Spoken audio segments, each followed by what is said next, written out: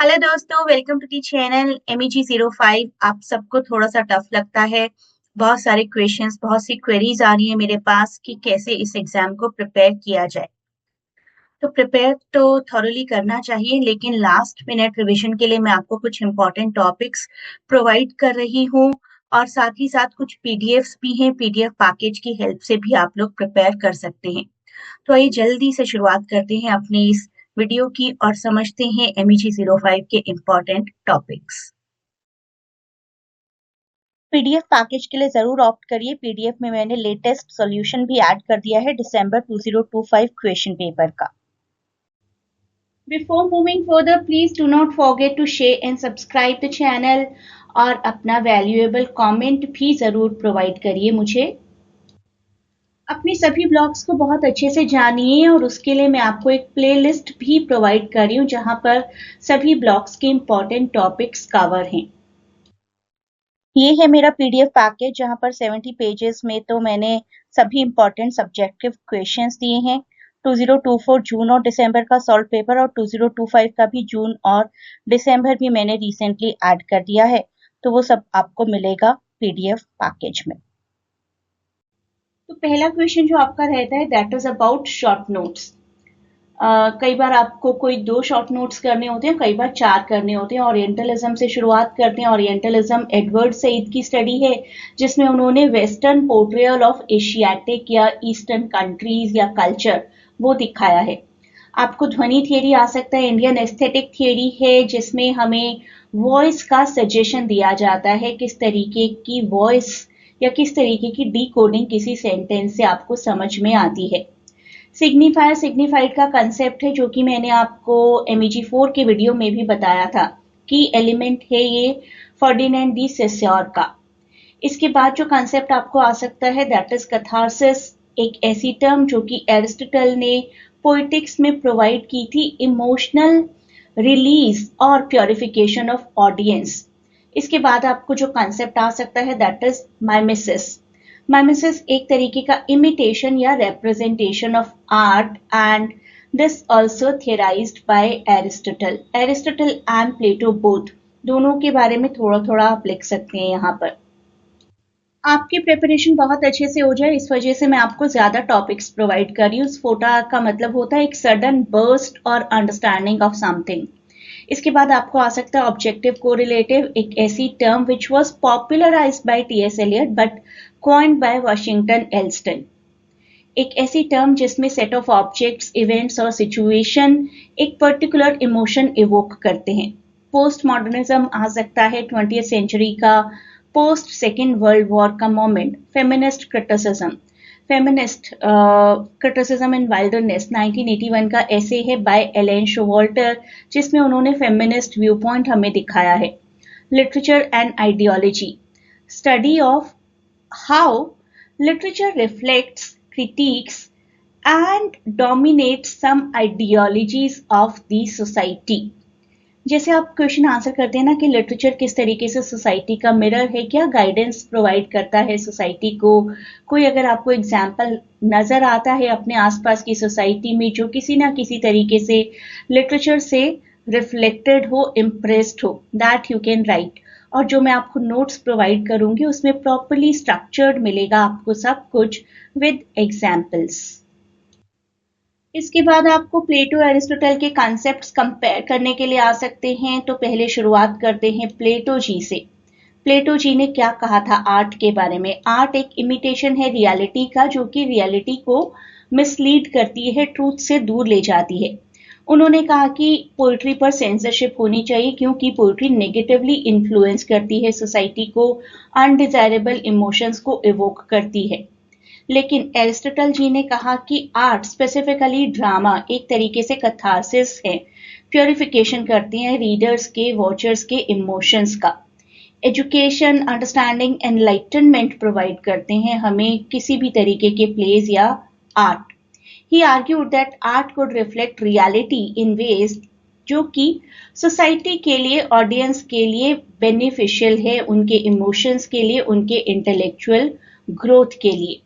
तो प्लेस को देखने से एंटरटेनमेंट तो होता ही है अकॉर्डिंग टू एरिस्टोटल, और साथ ही साथ कोई ना कोई लर्निंग होती है, लेकिन प्लेटो के according if you are going for something artistic तो आपकी फिलोसॉफिकल नॉलेज को स्पॉइल किया जा रहा है, बेसिकली आपको नेगेटिवली इन्फ्लुएंस किया जा रहा है।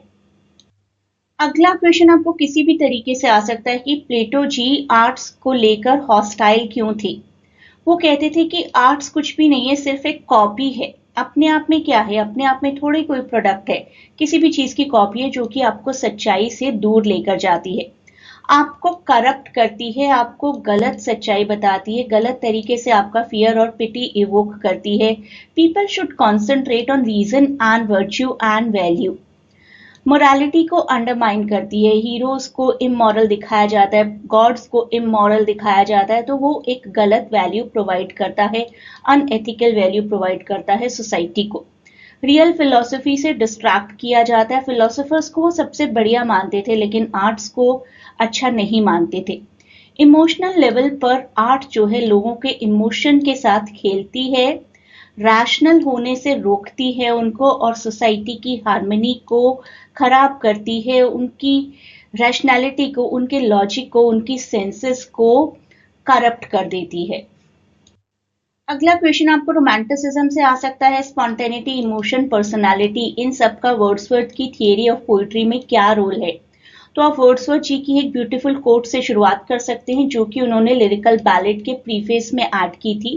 पोइट्री एक स्पॉन्टेनियस ओवरफ्लो है पावरफुल फीलिंग्स का, जो कि अगर एक पोएट चाहे तो रिकलेक्ट कर सकता है शांति से बैठकर। स्पॉन्टेनिटी का मतलब आपका इमीडिएट रिस्पॉन्स किसी चीज को देखकर, आपने कुछ कैलकुलेट नहीं किया, आपने एक ट्री को देखा, एक बर्ड को देखा, आपको सुंदर लगा, आपका इमोशन इवोक हो गया।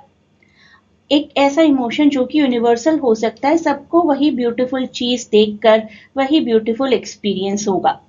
और आप अपनी पर्सनालिटी के हिसाब से, अपनी इंडिविजुअलिटी के हिसाब से कुछ पोर्ट्रे करते हैं उस ब्यूटीफुल फ्लावर को देखकर, उस ब्यूटीफुल क्लाउड को देखकर, उस ब्यूटीफुल वेदर को देखकर। Whatever you find beautiful around you as a poet, आपका सेल्फ एक्सप्रेशन रहता है उसके बाद, जो कि आपके वर्क को बहुत ऑथेंटिक और रिलेटेबल बनाता है। क्योंकि ऐसा सबके साथ हो सकता है कि you watched something, you liked it and you want to write about it, तो वो राइटिंग जो है वो सबको यूनिवर्सली अपील करेगी। नेक्स्ट क्वेश्चन कॉलरिज जी के बारे में है। उनका फैंसी और इमेजिनेशन का डिस्टिंक्शन ये बहुत बार आता है आपको क्वेश्चन एग्जाम्स में। 1817 में अपने बायोग्राफिया लिटरेरिया में उन्होंने इसको डिस्कस किया था, इमेजिनेशन, फैंसी, और फिर इमेजिनेशन के दो types, primary imagination and secondary imagination. Fancy उन्होंने बताया ये तो सबके पास होती है कैपेसिटी की, हम अपने आसपास देख पा रहे हैं क्या क्या है। I am drawing this circle, आप पता लगा पा रहे हैं कि ये सर्कल है, रेड कलर की इसकी बाउंड्रीज है, ये सबके पास होता है। जैसे आप पजल पीसेस को ज्वाइन करते चले जाते हैं अपनी अंडरस्टैंडिंग के हिसाब से, किसी पास्ट मेमोरी को रिकॉल करते हैं जैसी वो है, विदाउट एनी क्रिएटिविटी कि we went to a certain place और जो जो कुछ भी आपने देखा वहां पर। इमेजिनेशन, आप क्रिएटिव हो जाते हैं थोड़े से। इमेजिनेशन किसकी अच्छी हो सकती है, जो कि एक क्रिएटिव पर्सन है, उस पर भी। Primary imagination is of a slightly creative person and secondary imagination of a high profile artist like a painter, like a poet. तो पोइट्री में किस तरीके से सिंपल सीन्स को हम बहुत ही सिंबॉलिक बना देते हैं, बहुत अच्छे जो राइटर्स होते हैं, राइट, जैसे कि प्रिल्यूड है, it is only about a feel की नेचर से आपको पोइट्री का इंस्पिरेशन मिलता है, लेकिन वो क्रिएटिविटी एक खास पोएट की ही हो सकती है कि उस एक छोटे से फील के लिए दे कैन राइट 14 बुक्स। बहुत सी ऐसी पोइट्रीज हैं, कुबला खान, डिजेक्शन एंड और पीवी शैले के काफी पोइट्रीज हैं, विलियम ब्लेक की काफी पोइट्रीज हैं कि they imagine one scenario, one scene, और उस पर बहुत अच्छे से लिख सकते हैं कि सबको यूनिवर्सल एक्सपीरियंस होता है। Next question common features of new criticism से रिलेटेड आ सकता है, और पता भी होने चाहिए आपको न्यू क्रिटिसिज्म के सभी फीचर्स। एक 20th सेंचुरी की पोइट्री जिसमें हिस्टोरिकल अप्रोच के अगेंस्ट, बायोग्राफिकल अप्रोच के अगेंस्ट एनालिसिस किया जाता था। Major people associated TS. Eliot, GC. Ransom, Cleanth Brooks, जिन्होंने कहा कि टेक्स्ट पर फोकस किया जाए। तो it was a text focused moment जो कि एम्फेसाइज करती थी कि किसी भी टेक्स्ट को आप ध्यान से पढ़िए, किसी भी एक्सटर्नल रेफरेंस को इग्नोर करते हुए। ध्यान दीजिए लैंग्वेज कैसी है, लिटरेरी डिवाइसेस कैसे हैं, मेटाफर सिंबोलिज्म क्या है। टेक्स्ट अपने आप में संपूर्ण है, अपने आप में कंप्लीट है। जो कुछ भी है उसी टेक्स्ट के अंदर है। उस टेक्स्ट को समझने के लिए कोई आउटसाइड इन्फ्लुएंस उसकी जरूरत हमें नहीं है। नेक्स्ट क्वेश्चन भी न्यू क्रिटिसिज्म का ही टॉपिक है, अफेक्टिव फैलेसी। तो एक एक करके आप आंसर करेंगे। पहले लिखेंगे कि डेवलप किसने किया, डब्ल्यू के विमसेट एंड मॉनरोसी बेड्सले ने, और सबसे पहले 1946 में कॉन्सेप्ट इंट्रोड्यूस हुआ था। कॉन्सेप्ट कहता है कि हमें इमोशनल होकर किसी टेक्स्ट को इंटरप्रेट नहीं करना है, हमें वर्ड्स को एनालाइज करना है, इमोशनल रिएक्शन की तरफ ध्यान नहीं देना है, टेक्स्ट की फॉर्म, स्ट्रक्चर और मीनिंग की तरफ ध्यान देना है। ऑब्जेक्टिवली किसी टेक्स्ट को पढ़ना है rather than subjective readers reaction. ना अपना खुद का इमोशन ऐड करना है, ना अपने किसी कॉन्टेम्पररी, किसी क्लासमेट, किसी फ्रेंड के रिएक्शन के अकॉर्डिंग किसी टेक्स्ट को स्टडी करना है। टेक्स्ट के वर्ड्स के हिसाब से टेक्स्ट को स्टडी और एनालाइज करना है। नेक्स्ट क्वेश्चन भी न्यू क्रिटिसिज्म से ही है। आई रिचर्ड्स जो काफी इंपॉर्टेंट लीडर थे न्यू क्रिटिसिज्म के, उनका एक क्रिटिसिज्म टाइप था प्रैक्टिकल क्रिटिसिज्म।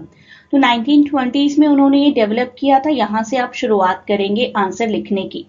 ईयर्स याद रख सकते हैं तो जरूर रखिए। 1929 की उनकी ये बुक है to be precise practical criticism, जिसमें उन्होंने वही एम्फेसाइज किया जो कि न्यू क्रिटिक्स करते थे कि किसी टेक्स्ट को क्लोजली स्टडी किया जाए, उसके वर्ड्स को, उसकी वोकैबुलरी को। एम्फेसाइज करिए, स्ट्रेस करिए लैंग्वेज पर, टोन पर, स्ट्रक्चर पर और रीडर्स के रेस्पॉन्स पर। न्यू क्रिटिसिज्म को इस मोमेंट ने काफी इन्फ्लुएंस किया और इवन रीडर रेस्पॉन्स थियरी को भी। प्रैक्टिकल क्रिटिसिज्म में वो अपने स्टूडेंट्स को एनोनिमसली कोई भी पोइट्री दे दिया करते थे without even giving the name of the writer, और उनको बोला जाता था कि नेक्स्ट डे होमवर्क करके लाना है कि इस पोइट्री का आपको क्या लगा, क्या एनालिसिस है। तो उस टाइम पर तो न्यू क्रिटिसिज्म बहुत अच्छे से वर्क करता था, क्योंकि किसी भी तरीके से किसी एक्सटर्नल हेल्प के लिए कोई स्टूडेंट नहीं जा सकता था। No AI, no internet, no Google, no reference was available. तो वो एक बेस्ट टाइम था प्रैक्टिकल क्रिटिसिज्म के लिए। देखिए आपको अपनी चॉइस से 5 क्वेश्चंस करने हैं एग्जाम्स में। तो अगर आपको मार्क्सिज्म थोड़ा सा टफ लगता है तो आप इसको स्किप कर सकते हैं, लेकिन एक बार समझिए जरूर। कार्ल मार्क्स और फ्रीडरिक एंगल्स दोनों ही जर्मन फिलोसोफर्स थे, इकोनॉमिस्ट थे और सोशल थियरिस्ट थे जिन्होंने मार्क्सिज्म की शुरुआत की थी। मार्क्सिज्म पे बहुत ही सिंपल सी बात कहता है कि हमेशा हिस्ट्री में क्लास स्ट्रगल होती है। गरीब हमेशा अमीर बनने की कोशिश करता है। बर्जुआ और प्रोलेटरिएट यानी कि मिडिल क्लास और हाई क्लास के बीच में स्ट्रगल चलती रहती है। जो रूलिंग क्लास होती है उनकी आइडियोलॉजी के हिसाब से सोसाइटी चलती है। वही लोग हैं जो अपनी पावर मेंटेन करते हैं, फॉल्स कॉन्शियसनेस जेनरेट करते हैं। जैसे कि अंबानीज के हिसाब से बहुत पॉलिसीज बनती होंगी गवर्नमेंट की, उन्हीं के आइडियाज थे, इन दोनों के आइडियाज कार्ल मार्क्स और फ्रेडरिक एंगल्स के, जिन्होंने सोसाइटी में सोशल थियरी, पॉलिटिक्स और कैपिटलिज्म की बातें की। इससे पहले everybody was living their life की कैपिटलिस्ट कैपिटलिस्ट हैं और लेबर लेबर हैं, लेबर्स को अपना काम करना है, कैपिटलिज्म को अपना। जो स्ट्रगल आई सोसाइटी में वो इनके व्यू पॉइंट्स के बाद आई। कार्ल मार्क्स का कॉन्सेप्ट बेस और सुपरस्ट्रक्चर का, इससे रिलेटेड क्वेश्चन आपको कई बार आता है एग्जाम्स में। एक इकोनॉमी बेस और सुपरस्ट्रक्चर में डिवाइडेड होती है हमेशा। This is what he wants to say. Base क्या होता है? वो फोर्सेस जो किसी एक सुपरस्ट्रक्चर को क्रिएट करती है। सुपरस्ट्रक्चर में आ सकता है आपका culture, education, politics, law, ideology, even religion. और बेस वो फैक्टर्स जो कि उस सुपरस्ट्रक्चर को क्रिएट करते हैं। फॉर एग्जाम्पल हम फैमिली की अगर बात करें तो फैमिली किन किन स्ट्रक्चर से मिलकर बनती है, वो उसके बेस हुए। फैमिली अपने आप में एक स्ट्रक्चर है। इट कंसिस्ट्स ऑफ मेंबर्स और मेंबर्स के आपस के बीच का बॉन्ड और relationship. That is what whole base and superstructure thing is. This is base members and relations, and family is a superstructure. Same way अगर हम पॉलिटिक्स को एक सुपरस्ट्रक्चर माने तो पॉलिटिक्स अपने आप में एक सुपरस्ट्रक्चर है और किस किस से मिलकर बनती है, सभी politicians, all the people, all the पूरी जनता किसी कंट्री की, सारे पॉलिटिक्स के रूल्स एंड रेगुलेशंस, उन सबको मिलाकर पॉलिटिक्स बनता है। तो पॉलिटिक्स के कंपोनेंट्स क्या है, वो रहेंगे बेस, और पॉलिटिक्स अपने आप में एक सुपरस्ट्रक्चर है। नेक्स्ट क्वेश्चन फेमिनिज्म से हो सकता है। मैंने यहाँ पर वर्जीनिया वुल्फ का क्वेश्चन दिया है कि विमेन्स राइटिंग के एंसेस्टर्स को कैसा दिखाया है उन्होंने। रूम ऑफ वंस ओन 1929 में उन्होंने बात की है कि फीमेल्स की तो ज्यादा राइटिंग की हिस्ट्री हमें नजर ही नहीं आती, क्योंकि सोशल और इकोनॉमिक बैरियर्स बहुत रहे होंगे, टैलेंट की कमी शायद नहीं थी, टैलेंट को पनपने नहीं दिया जाता था, ग्रो करने नहीं दिया जाता था, क्योंकि मेल डोमिनेंस की छाई हुई थी दूर दूर तक, इतनी ज्यादा कि फीमेल्स को तो सिडोनिम्स यानी कि फॉल्स मेल्स नेम यूज करके लिखना पड़ता था। तो विमेन राइटिंग में एंसेस्टर्स नहीं है, क्योंकि हिस्टोरिकली विमेन को ऑप्रेस किया गया, उनकी एबिलिटी को वैल्यू ही नहीं दी गई। और उन्होंने अर्ज किया कि इस सिचुएशन से हमें रिकवर करने की जरूरत है, विमेन्स को वॉइस रेज करने की जरूरत है, और एक फीमेल राइटिंग ट्रेडिशन अब क्रिएट करने का वक्त आ गया है। एग्जाम्पल दिया कि अगर शेक्सपियर की एक इमेजिनरी सिस्टर होती जिसका नाम होता जूडिथ शेक्सपियर, तो क्या वो अपने भाई के जितनी पॉपुलर होती?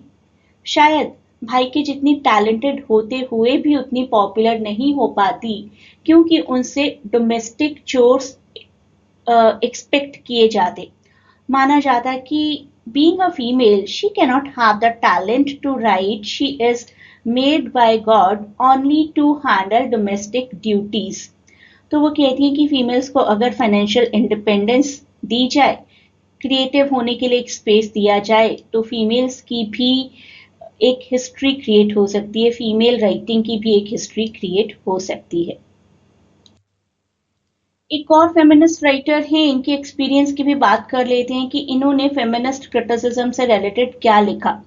इन्होंने कहा कि फीमेल्स के एक्सपीरियंस को राइटिंग स्फेयर में बिल्कुल ही इग्नोर किया जाता रहा है हमेशा से ही। एज अ राइटर उनको कभी सीरियसली नहीं लेते, मेन कंसंट्रेशन होता है जेंडर ऑपरेशन पर और फीमेल्स की क्रिएटिविटी को नेग्लेक्ट करने पर, तो फीमेल्स हमेशा सेकेंडरी ही रह जाती हैं और फीमेल सेंटर्ड नैरेटिव्स हमें बहुत ही कम देखने को मिलते हैं।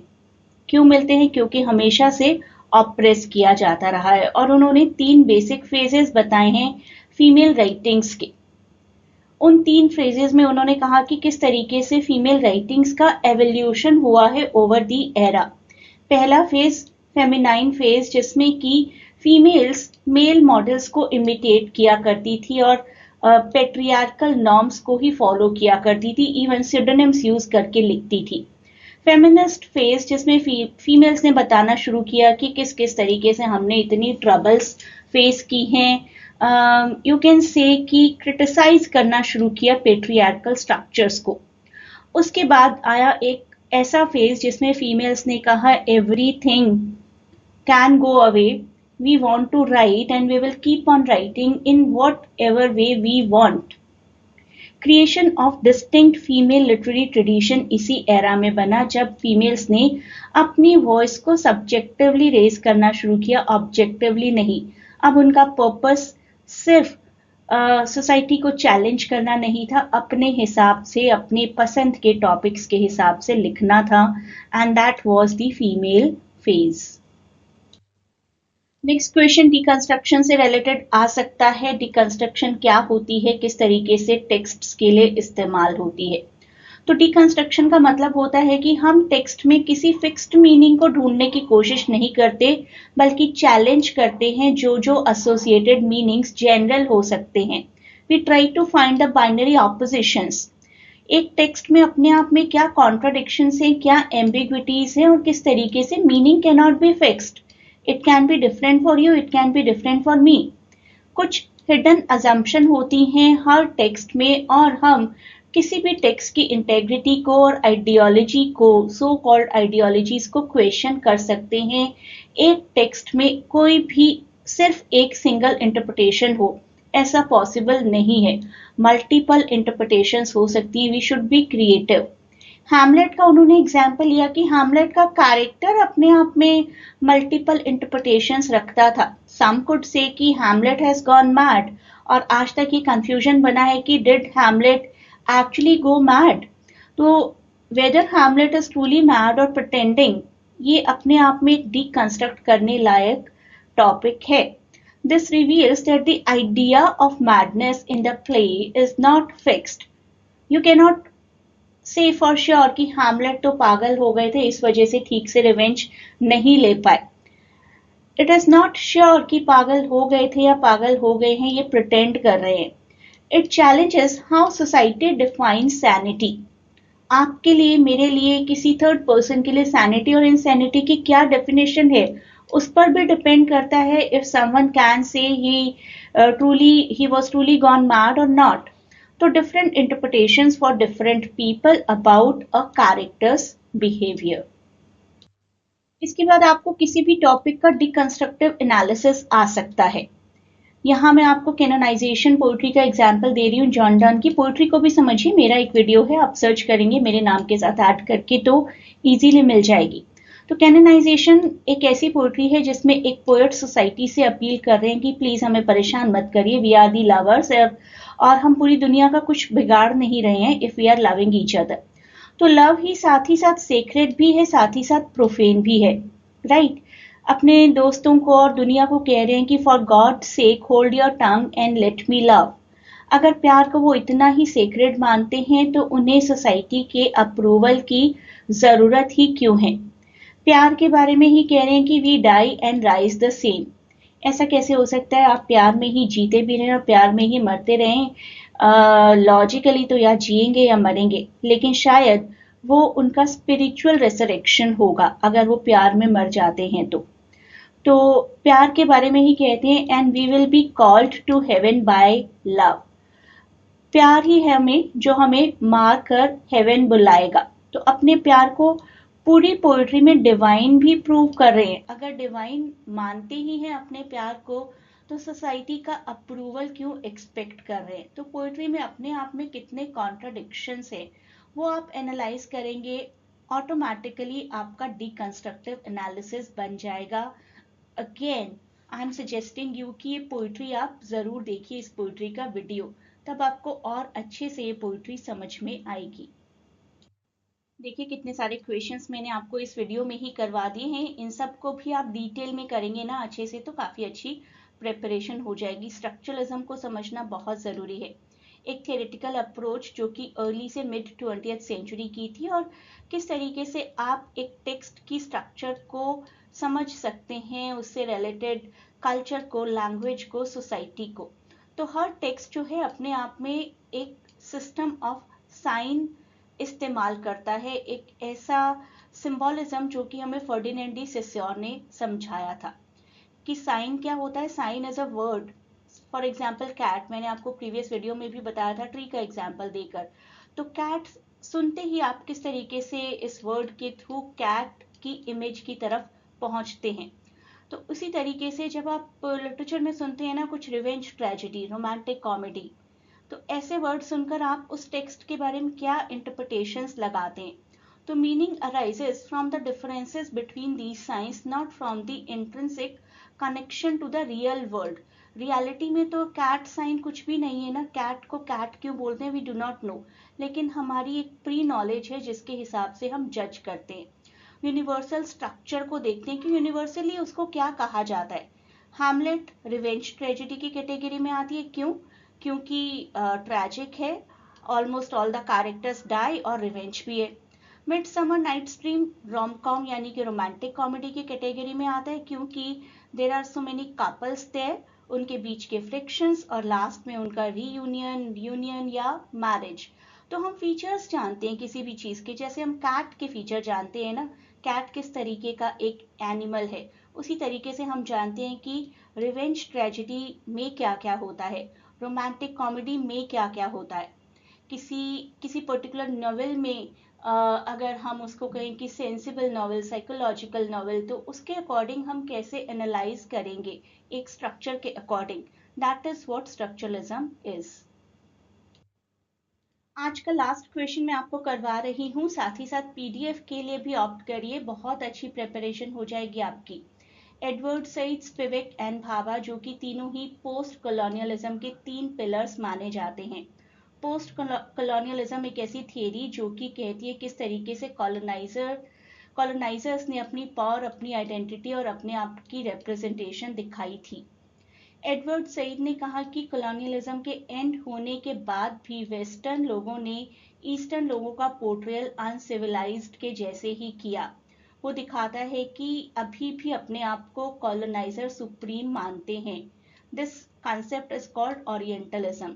गायत्री स्पिवेक ने बताया कि किस तरीके से कॉलोनाइजेशन के टाइम पर बहुत से ऐसे लोग थे, फीमेल्स, स्लेव्स, बच्चे, जिनकी आवाज को इग्नोर किया गया। They were the marginalised group, they were the subaltern group. Homi Bhabha ने कहा कि जब जब भी कॉलोनाइजेशन होगा, हाइब्रिडिटी भी होगी सोसाइटी में। सोसाइटी में ऐसा जरूर होगा कि 2 कल्चर्स एक दूसरे के साथ मिक्स्ड और मिंगल हो जाएं, क्योंकि कोई भी कल्चरल आइडेंटिटी कभी भी बिल्कुल फिक्स या स्टैटिक नहीं रह सकती। आप अपने आप को ही देखिए, एट प्रेजेंट हम में से बहुत लोग हैं जिन्होंने जीन्स टी शर्ट पहना है, वो हमारी हाइब्रिडिटी का एक प्रूफ है। कॉन्स्टेंटली हम लोग अपनी स्पीच में, अपने फैशन में, अपने कल्चर में कोई ना कोई चेंजेस लाते रहते हैं और अपने आप को हाइब्रिड बनाते रहते हैं। हाइब्रिडिटी होती है क्योंकि कभी ना कभी कॉलोनियलिज्म हुआ है। Let me remind you once again about these 3 PDFs. एक पीडीएफ कंप्लीटली एक मास्टर पीडीएफ है जिसमें हर यूनिट से, हर ब्लॉक से आपके 7 to 8 टॉपिक्स मैंने आपको कवर करवाए हैं। टोटल 70 पेजेस की ये पीडीएफ है, जून का सॉल्ट पेपर और दिसंबर का पेपर। तो ये अगर आपको मिल जाए तो फॉर श्योर आप अच्छे मार्क्स के साथ अपना ये एग्जाम क्लियर करेंगे। A great good luck for your exams, and please do not forget to share and subscribe the channel.